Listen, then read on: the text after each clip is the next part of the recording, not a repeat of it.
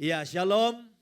Selamat pagi saudara semua yang dikasihi Tuhan. Kita bersyukur karena Tuhan memberikan kepada kita kesempatan untuk boleh beribadah dalam rumah Tuhan, menyembah Tuhan dan menikmati hadirat Tuhan.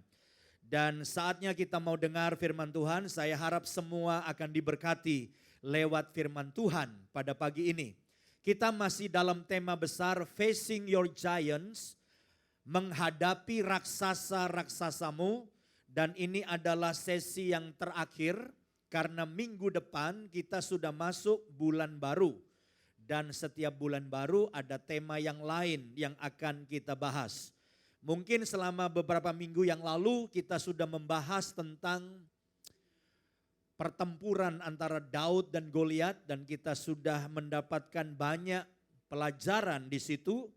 Dan untuk hari ini saudaraku kita akan mempelajari pergumulan Yakub dengan seorang pria yang tidak dikenal. Sehingga saya beri judul bergumul melawan pria tak dikenal. Kita akan mempelajari bahwa dalam pergumulan Yakub pada malam yang menakutkan itu ada sesuatu yang luar biasa yang Tuhan berikan kepada Yakub. Mari kita sama-sama membaca dari Kejadian pasal yang ke-32. Kejadian pasal yang ke-32 ayat 24 sampai dengan yang ke-30.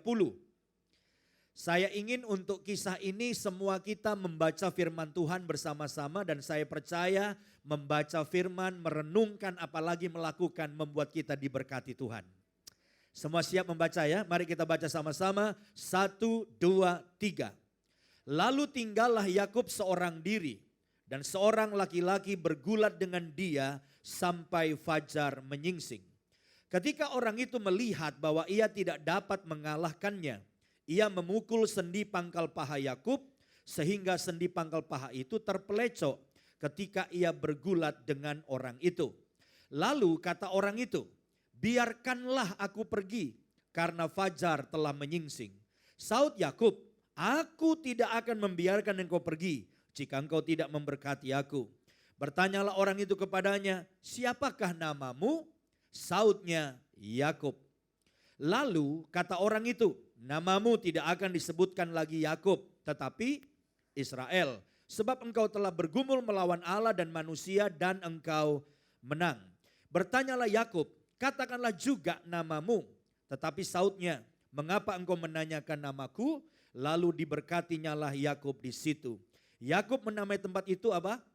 Peniel, sebab katanya, aku telah melihat Allah berhadapan muka, tetapi nyawaku tertolong. Ya, berhenti sampai di sini. Saudara-saudara, seperti yang saya katakan pada awal tadi, bahwa malam itu Yakub tinggal seorang diri.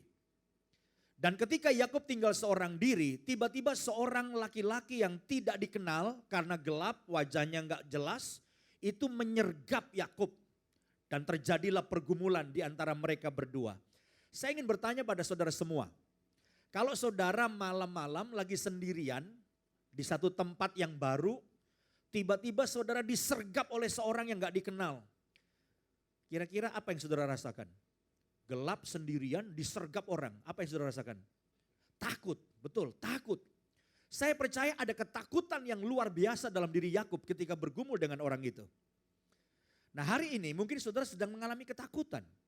Saudara sedang menghadapi raksasa yang menakutkan dan saudara sedang bergumul dengan raksasa yang menakutkan itu. Tetapi saudaraku ketika kita mempelajari lebih jauh, ternyata pria itu adalah malaikat Allah.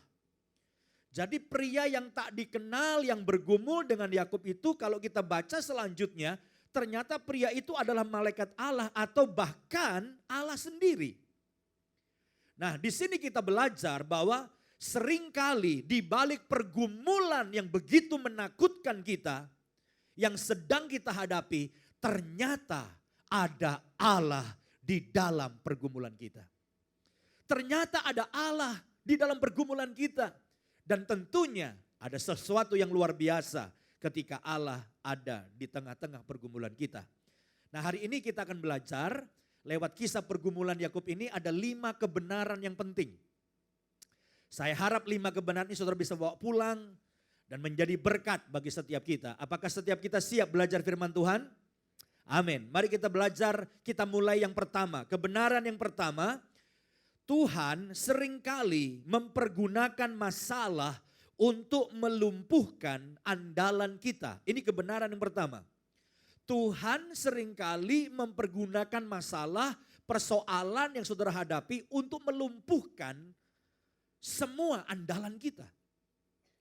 Coba kita perhatikan di dalam ayat 25. Tadi sudah kita baca, kita akan baca ayat demi ayat, tiap poin ada ayatnya saudara. Sekarang ayat 25 untuk poin yang pertama. Ketika orang itu melihat bahwa ia tidak dapat mengalahkannya, ia memukul sendi pangkal paha Yakub, sehingga sendi pangkal paha itu terpelecok ketika ia bergulat dengan orang itu. Perhatikan bahwa dalam pergumulan itu, yang dipukul oleh orang itu adalah sendi pangkal paha Yakub. Saudara tahu nggak bahwa yang menopang seluruh tubuh kita itu adalah di sini, sendi pangkal paha ini. Saudara bisa berdiri seperti saya bisa berdiri, itu bukan karena leher saya kuat, bukan. Atau perut saya six pack, pasti tidak six pack saya saudaraku. Tapi seandainya perut saya kuat pun, bukan karena itu saya bisa berdiri. Tapi karena sendi pangkal paha saya berada pada tempurungnya. Dan itu yang menopang seluruh tubuh saya. Dan ini yang disebut dengan pusat kekuatan.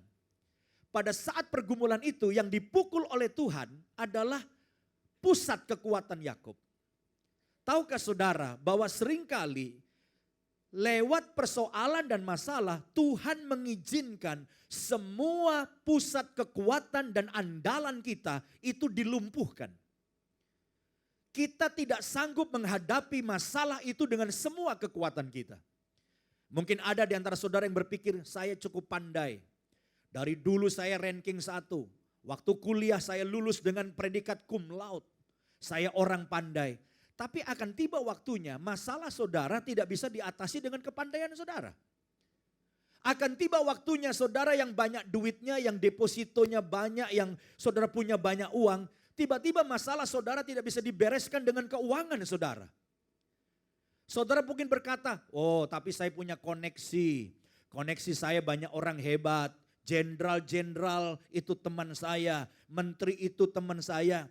Kan seringkali kalau kita ngobrol ada ya. Teman kita yang hobinya memamerkan teman-temannya dan koneksinya. Betul nggak saudara? Kadang-kadang dia nyeletuk untuk kasih tahu, semalam gua baru makan bakso sama jenderal. Wih keren. Seringkali teman kita bilang, itu menteri-menteri itu semua teman gua. Presiden aja bisa saya panggil, misalnya begitu saudara, gua saking dia mau cerita bahwa dia orang hebat. Tapi akan tiba waktunya Tuhan pukul sendi pangkal paha kita. Pusat kekuatan dan andalan kita nggak bekerja. Tiba waktunya saudara punya masalah, semua jenderal tinggalin saudara. Nggak mau tahu masalah saudara. Akan tiba waktunya menteri yang saudara pikir teman baik akan kabur dan tidak menolong saudara. Akan tiba waktunya semua koneksi saudara, uang saudara, kepandaian saudara tidak sanggup menyelesaikan masalah saudara. Mengapa Tuhan izinkan semua pusat kekuatan kita lumpuh? Supaya kita belajar lewat masalah bahwa tidak ada satu hal pun yang bisa kita andalkan. Hanya Tuhan Yesus Kristus satu-satunya andalan kita yang tidak pernah mengecewakan kita. Yang percaya katakan amin dan berikan kemuliaan bagi Tuhan. Haleluya. Jadi kalau hari ini saudara datang, saudara sedang punya masalah dan saudara melihat semuanya nggak bekerja ya. Uang saya, kepandaian saya, koneksi saya nggak bekerja. Saya ingin beritahu itu Tuhan yang izinkan. Supaya kita belajar bergantung hanya kepada Tuhan. Supaya kita sadar di bumi ini nggak ada satupun yang bisa kita andalkan kecuali Tuhan Yesus. Jadi lewat masalah kita dilumpuhkan semua pusat kekuatan kita. Supaya hanya bergantung kepada Tuhan. Yang setuju katakan amin. Sekali lagi kita berikan kemuliaan yang paling meriah bagi Tuhan. Haleluya. Yang kedua kita bisa belajar dari pergumulan Yakub adalah bahwa setiap masalah memiliki batas waktu. Saya ulangi sekali lagi, setiap masalah punya batas waktu. Saudara jangan berpikir bahwa ini masalah nggak ada ujungnya. Saya beritahu setiap masalah sebesar apapun ada ujungnya. dan ada waktunya berakhir. Coba perhatikan ayat 26. Bagian A saja, ayat 26. Perhatikan saya bacakan. Lalu kata orang itu, biarkanlah aku pergi. Karena apa saudara?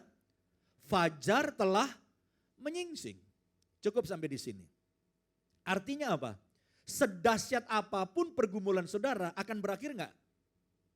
Harus berakhir. Kenapa? Karena fajar akan menyingsing. Jadi yang bergumul dengan Yakub harus pergi. Dan berkata, biarkan aku pergi karena malam ini akan segera berakhir. Kegelapan akan berakhir. Karena sebentar lagi matahari akan terbit. Fajar menyingsing di ufuk timur dan terang akan datang. Tahukah saudara, seberat apapun masalah saudara, akan tiba waktunya, akan pamit dari saudara. Karena masalah tidak akan bertahan. Tapi orang yang bertekun dalam Tuhan akan bertahan dan jadi pemenang. Yang setuju katakan amin. Dan berikan kemuliaan bagi Tuhan. Haleluya. Saya kalau pulang ke rumah, saya melewatin di kompleks saya itu ada Indomaret. Ya, jual macam-macam. Entah kenapa kadang-kadang saya males makan malam ya. Saya sudah beberapa hari malam gak makan. Tapi saya heran kok gak turun-turun ya. Saya pengen lebih kurus. Dan biasanya kalau saya udah memutuskan demikian, saya mampir cari minuman atau makanan yang ringan. Saya berhenti di Indomaret. Dan saya punya kebiasaan, karena dulu punya pengalaman buruk, beli makanan dan minuman gak bisa dimakan dan gak bisa diminum. Jadi kalau saya beli minuman, saya pasti lihat bagian bawahnya, saya cari tanggal. Kalau beli makanan saya pasti lihat di bawah atau di sampingnya, saya cari tanggal. Tanggal apa saudara? Tanggal expired. Makanan aja ada expirednya. Minuman aja ada expirednya. Sekarang coba saudara pegang masalahmu di tanganmu, coba cari, itu pasti ada tanggalnya. Setiap masalah saudara ada tanggal expired. Hanya kita nggak tahu expirednya sebulan lagi, 2 bulan lagi, 3 bulan lagi. Tapi setiap masalah ada masa kedaluarsa. Yang percaya katakan amin. Coba katakan masalah saya pasti berakhir. Katakan dengan iman masalah saya ada ujungnya. Kadang-kadang masalah itu cuma dipelototin aja dia lewat. Karena masalah tidak bisa bertahan. Akan berlalu dengan berlalunya waktu. Saudara nggak perlu yang namanya menghadapi masalah itu dengan sekuat tenaga, keringat darah. Kadang-kadang kita cuma minta bertekun, hadapi aja. Dan akan expired, akan berlalu. Dan akan berkata, biarkan aku pergi. Sebab terang akan datang, malam akan berganti dengan terang dan masalah akan pergi. Yang setuju katakan amin dan berikan kemuliaan bagi Tuhan. Haleluya. Saya ingat satu waktu saya melayani di Amerika. Dan saya kalau di Amerika jarang tinggal di hotel. Biasanya tinggal di rumah jemaat di sana atau kenalan ya. Dan orang Indonesia itu rumahnya gede-gede saudara. Saya melihat rumah orang Indonesia itu 5.000 meter, 6.000 meter. Dan katanya tanah di Amerika itu lebih murah daripada tanah di Alam Sutra. Gak tahu betul apa enggak? Kadang-kadang dengan beri berapa miliar aja bisa dapat tanah besar. Dan satu hari saya masih ingat saya dengan teman saya ngobrol di belakang rumahnya. Di belakang rumahnya itu ada kolam renang dan ada tanah dengan rumput ribuan meter di belakang. Saya ngobrol dengan teman saya dan ada satu orang yang tukang bersihin taman. Itu biasanya kebanyakan orang Meksiko. Kita panggil Madura. Madura itu orang Meksiko. Yang suka motong rumput, bersihin rumput. Lalu teman saya ini bilang, coba kamu lihat itu sama si tukang taman itu. Semua rumput di belakang rumah saya semuanya mati. Semua rumput itu mati, warnanya coklat tua dan semuanya mati. Ini gimana nih? Kok rumput semuanya mati? Lalu apa jawaban si Meksiko nih, orang Madura nih, si tukang taman ini? Dia bilang begini, Pak, ini musim apa? Ini musim dingin. Pak, musim dingin semua rumput kelihatannya mati, warnanya coklat tua. Tapi tahukah Pak bahwa sebetulnya rumput itu tidak mati? Karena musim dingin akan berganti dengan musim semi. Musim dingin gak bisa bertahan, dia akan berlalu. Amin saudaraku. Setiap musim akan berlalu. Termasuk musim dingin, di mana semua kelihatan mati akan berlalu. Akan tiba waktunya musim berganti menjadi musim semi. Pada waktu musim semi, semua rumput yang coklat tiba-tiba berubah warnanya. Sebab ternyata rumput itu tidak mati. Rumput itu tiba-tiba berubah menjadi apa saudara? Pelan-pelan jadi coklat muda, kemudian warna kuning, dan kemudian menjadi hijau. Semuanya menjadi hijau, segar, dan ada kehidupan di sana.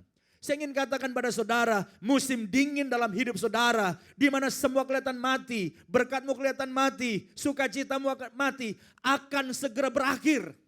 Akan berganti dengan musim semi, di mana semua yang mati akan menjadi hijau kembali. Akan ada pemulihan dan musim semi akan datang dalam hidup kita. Yang percaya katakan amin dan berikan kemuliaan bagi Tuhan.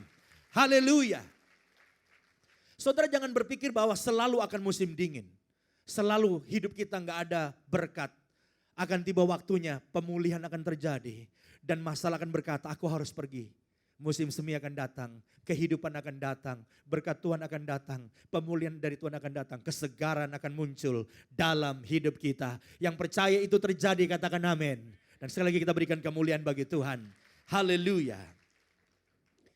Ini yang kedua saudara-saudara.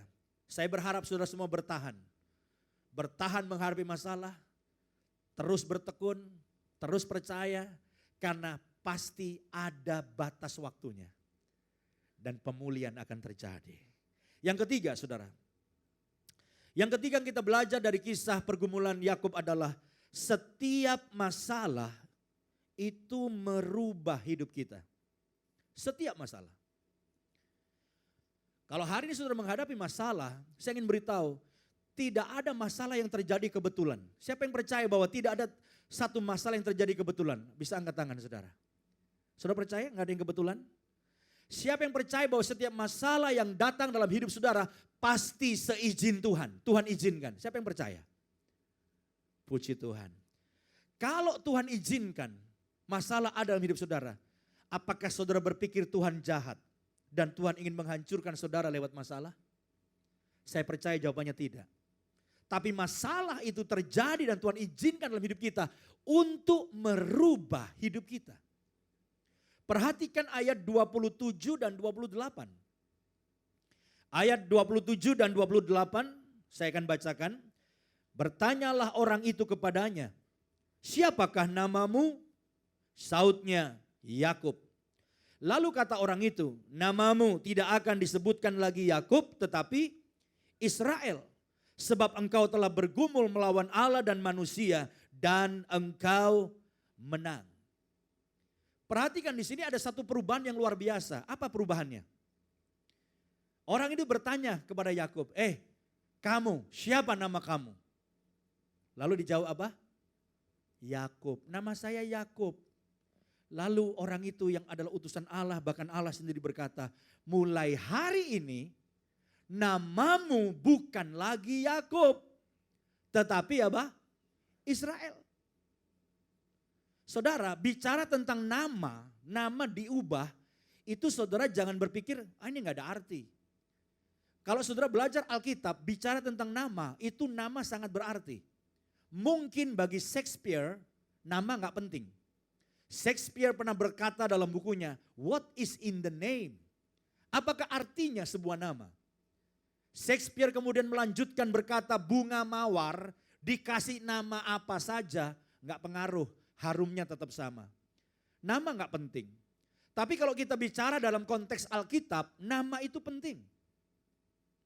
Setiap orang yang mau dipakai Tuhan namanya apa? Diubah. Di dalam Alkitab nama itu bicara tentang pribadi. Kenapa kita belajar nama Allah? Saya punya khotbah tentang nama Allah. Baik itu Yehova, Kenapa kita belajar El Shaddai? Kenapa namanya El Shaddai? Allah apa? Maha kuasa, itu El Shaddai. Kalau Yehova, kenapa kita belajar nama Allah Yehova Jireh? Yehova Jireh artinya Allah menyediakan. Saudara tidak perlu takut yang saudara perlukan karena Allah pasti menyediakan. Kenapa namanya Yehova Rafa? Allah yang menyembuhkan. Yehova Nisi, Allah yang membawa kemenangan, panji kemenanganku. Yehova Shalom, Allah damai sejahteraku. Jadi saudara-saudara, lewat nama kita belajar pribadi Allah. Nah, kalau di sini kita melihat namamu siapa? Namanya siapa tadi? Yakub. Mulai hari ini namamu aku ganti. Bukan lagi Yakub, tapi Israel. Ini satu perubahan hidup. Yakub artinya apa, saudara? Yakub artinya penipu. Ada yang nama Yakub di sini? Bukan saudara maksud saya. Ya, tapi arti nama Yakub adalah penipu. Dan Tuhan berkata, mulai hari ini namamu bukan Yakub, kamu suka nipu. Semua orang ditipu sama Yakub. Kakaknya ditipu, pamannya ditipu, bapaknya ditipu, namanya penipu, Yakub. Mulai hari ini namamu aku ganti menjadi Israel. Israel artinya apa? Pangeran Allah. Israel itu pangeran Allah, bangsa pilihan. Makanya namanya Israel itu pangeran. Saudara juga Israel, Israel rohani. Saudara pangeran Allah. Bayangkan dari penipu menjadi pangeran. Berubah enggak? Berubah. Seseorang berubah ketika berada di dalam pergumulan. Seseorang berubah ketika berada di dalam masalah.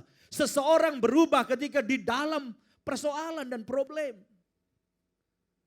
Contoh, kita seringkali dengar khotbah kita harus rendah hati. Tapi kadang-kadang dengar khotbah rendah hati 10 kali gak ngefek, tetap aja sombong. Tapi sekali Tuhan kasih bangkrut, gak doain saudara bangkrut. Ngefek mana? Khotbah 10 kali rendah hati sama bangkrut sekali jadi rendah hati. Lebih ngefek mana? Bangkrut. Kita khotbah di khotbah rendah hati tetap aja jalan petetang-peteteng kayak gak bisa mati, saudaraku. Sekali dihajar bangkrut bisa jadi rendah hati.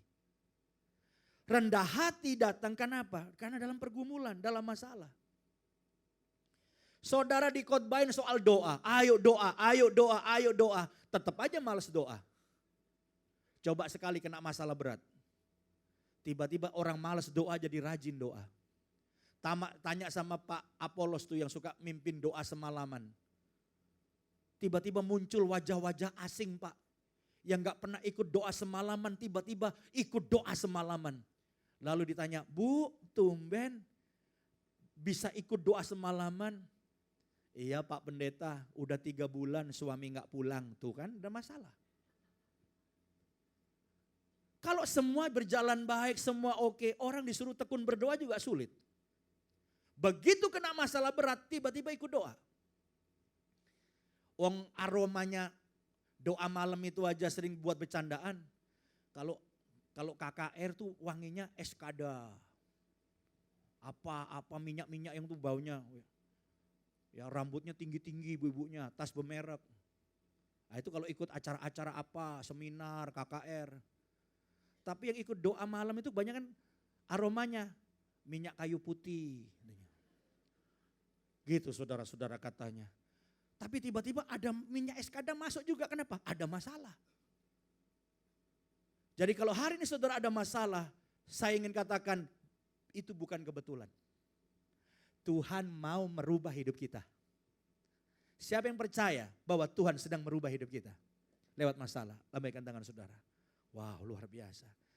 Karena kita tahu dan kita mengerti, maka kita gak ada yang komplain. Kita gak perlu meninggalkan Tuhan dan kecewa kepada Tuhan dengan masalah yang sedang kita hadapi. Karena kita tahu setiap masalah merubah hidup kita. Namamu bukan lagi Yakub, mulai hari namamu aku ubah menjadi Israel. Kamu bukan penipu, mulai hari ini kamu menjadi pangeran Allah dan hidupmu seperti pangeran Allah. Jadi percayalah lewat masalah yang saudara hadapi, saudara akan menjadi pribadi yang jauh lebih baik. Dan akan hidupmu akan jauh lebih memuliakan nama Tuhan. Yang setuju dan percaya katakan amin. Kita sama-sama berikan kemuliaan yang paling meriah bagi Tuhan. Haleluya. Yang keempat sekarang. Apa yang kita bisa pelajari dari pergumulan Yakub pada malam itu? Yang keempat adalah bahwa sesudah masalah pasti ada berkat. Bilang amin dong, amin. Sesudah masalah pasti ada berkat. Saya tambahin, semakin besar masalahmu, semakin besar berkatnya. Tapi kalau berkatnya kecil, mungkin masalahnya gatal-gatal doang. Tapi kalau saudara punya masalah besar, jangan-jangan karena saudara akan terima berkat besar. Kenapa saudaraku? Nah, sebelum kita dengar penjelasan kenapa, coba kita baca dulu ayatnya, ayat 29. Ya, ayat 29. Saya akan bacakan ayat 29. Bertanyalah Yakub, katakanlah juga namamu. Tetapi sautnya, mengapa engkau menanyakan namaku? Baca sama-sama nih kalimat terakhir. 2, 3.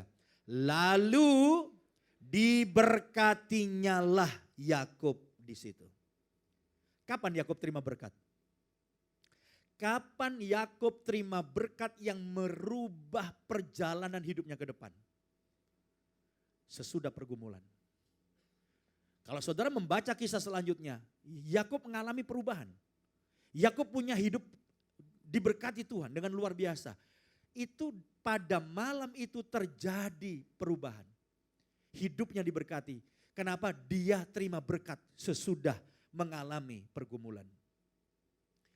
Itu sebabnya saya katakan di balik setiap masalah yang saudara hadapi pasti ada berkat. Semakin besar masalahmu, semakin besar berkatnya. Nah, kenapa? Ini yang saya mau jelasin. Masalah itu sebenarnya adalah fase persiapan sebelum kita terima berkat. Berapa banyak saudara setuju dengan saya bahwa terima berkat, apalagi berkat besar, itu butuh persiapan. Setuju nggak? Setuju ya? Saudara mungkin gak pernah berpikir, tapi coba saudara renungkan, saudara gak pernah pegang uang 1 miliar, gak pernah pegang. Tiba-tiba saudara dapat 100 miliar. 1 miliar aja gak pernah pegang. Tiba-tiba dapat berkat besar 100 miliar. Kira-kira apa yang terjadi? Bisa gak menjadi baik atau bisa gak jadi ngaco hidup saudara? Kira-kira gimana? Bisa ngaco gak? Bisa ngaco. Saya ingin katakan bahwa tiap orang itu punya kadar, kapasitas. Kenapa berkat saudara berbeda? Kapasitasnya beda. Kalau saudara ngerti ini, saudara gak perlu iri sama orang lain yang punya berkat lebih banyak.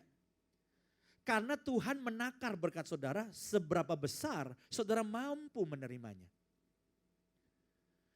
Kalau orang gak biasa terima berkat, tiba-tiba terima berkat, gak diproses dulu, gak ada fase persiapan dulu, gak dibikin rendah hati dulu, bergantung sama Tuhan sepenuhnya, sadar bahwa semua berkat dari Tuhan, bisa rusak kita.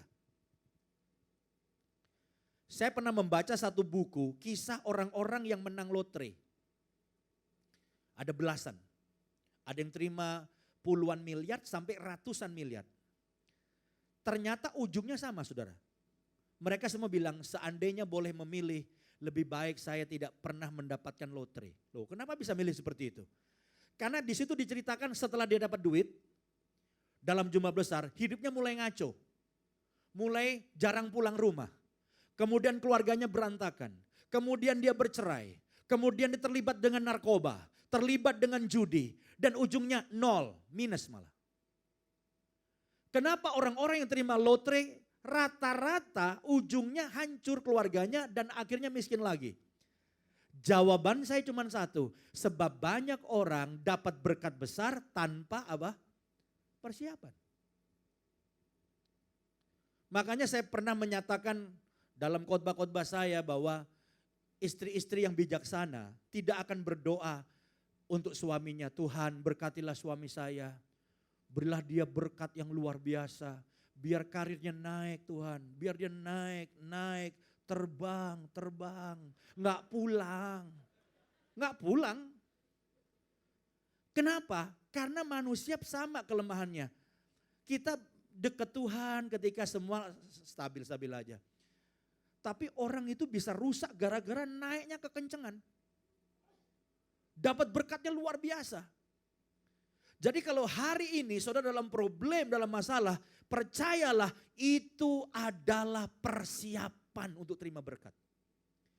Itu sebabnya Alkitab tadi berkata, sesudah pergumulan yang dahsyat itu, Sesudah Yakub mengalami pergumulan yang luar biasa itu, Alkitab berkata, diberkatilah Yakub di situ.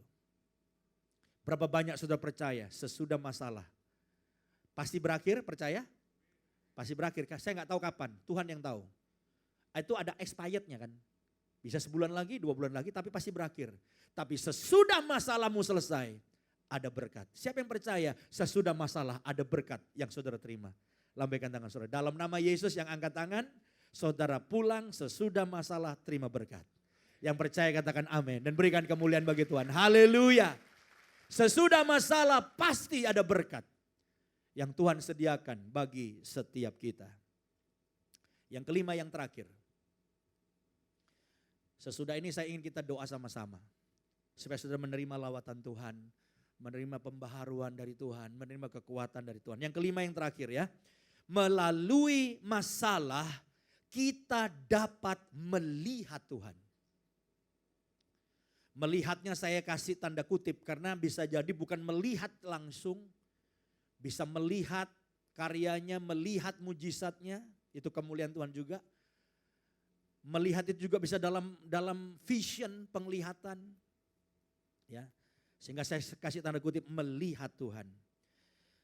Saudara, kalau kita pernah berdoa, saya nggak tahu di sini ada nggak yang pernah berdoa. Saya pernah berdoa. Saya pernah doa gini, Tuhan, saya rindu melihat kemuliaan-Mu. Saya pernah berdoa, Tuhan, aku rindu melihat kemuliaan-Mu. Sebetulnya doa saya ini bisa juga diterjemahkan, Tuhan kasih saya masalah. Sama tuh. Kenapa? Karena seringkali kita melihat Tuhan itu di dalam pergumulan. Kita melihat kemuliaan Tuhan di dalam masalah yang berat. Kita melihat Tuhan. Jarang kita lihat Tuhan, kita lagi senang-senang di restoran, lagi makan steak terus lihat Tuhan, itu jarang. Jarang saudara lagi jalan-jalan, lagi happy-happy gitu ya. Ya itu lihat juga berkat Tuhan sih. Itu hal yang lain. Tapi kita seringkali melihat Tuhan, kemuliaannya, mujizatnya justru dalam kondisi yang ekstrim. Justru dalam pergumulan, justru dalam problem kita melihat Tuhan. Dalam ayat yang ke-30, ini ayat yang tadi sudah kita baca, ayat terakhir. Saya ingin ngajak kita semua baca sama-sama ya. Ayat yang ke-30. Mari kita baca saudara. Ya, ayat 30, 1, 2, 3. Yakub menamai tempat itu Peniel. Sebab katanya, aku telah melihat Allah berhadapan muka, tetapi nyawaku tertolong. Jadi Yakub menamai tempat pergumulan itu apa? Peniel. Sebab aku telah melihat Allah. Bisakah kita memberi nama tempat ini hari ini bukan living world. Tapi kita memberi nama tempat ini hari ini adalah Peniel. Karena setiap kita, aku melihat Allah. Kalau saudara dalam pergumulan hari ini adalah waktu dan saat yang paling tepat untuk saudara melihat Allah.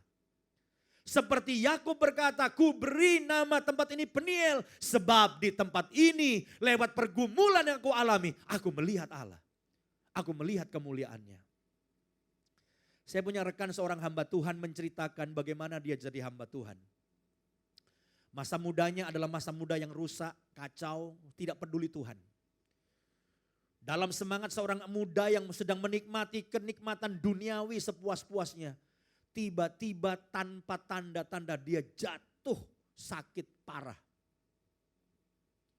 Masuk rumah sakit berbulan-bulan gak pernah keluar. Tambah lama tambah parah kondisinya dan sampai pada akhirnya menggerakkan tangan pun sulit. Jadi dia di rumah sakit di kamar dijaga itu saudaraku gak bisa gerak. Semua dilakukan di atas tempat tidur. Umurnya masih 20-an lebih. Lagi menikmati dunia. Tiba-tiba jatuh sakit. Jadi dia melakukan semuanya di tempat tidur. Gak pernah mandi, cuma dilap-lap doang, dibedakin. Dan kemudian dokter memvonis dia ini penyakit kanker hatinya ini udah sangat parah dan umurnya sekitar tinggal 3 bulan. Jadi selama nunggu 3 bulan dia menghitung hari. Udah sebulan kurang 2 bulan. Udah 2 bulan kurang sebulan. Dalam kondisi stres dan pergumulan yang sangat berat menghadapi kematiannya. Dia bilang, Tuhan Kalau engkau benar ada, yang aku tahu waktu aku kecil dibawa ke sekolah minggu. Jadi waktu kecil dia pernah pergi ke sekolah minggu. Jadi kalau anak saudara pergi ke sekolah minggu, dengar cerita guru sekolah minggu, saudara jangan anggap itu sia-sia. Sekolah minggu bukan tempat penitipan anak kita. Sekolah minggu adalah tempat anak kita ketemu Yesus. Rupanya dia dengar cerita guru sekolah minggu, ada orang namanya Yesus. Dia bukan nabi, dia bukan rasul, dia Tuhan. Dia menyembuhkan orang buta, orang lumpuh. Orang buta melihat orang lumpuh berjalan, orang mati dibangkitkan. Dia ingat waktu kurang sebulan mati itu. Kalau engkau benar ada Yesus, sembuhkan aku. Kalau engkau menyembuhkan aku, maka sisa umurku ini milikmu. Aku mau jadi hambamu. Biasa kalau orang udah mau mati begitu, biasa itu. Aku menjadi hambamu katanya. Sisa hidupku untukmu. Saudara tahu, malam sekitar jam 12 itu lampu-lampu besar udah dimatikan, tinggal lampu kecil.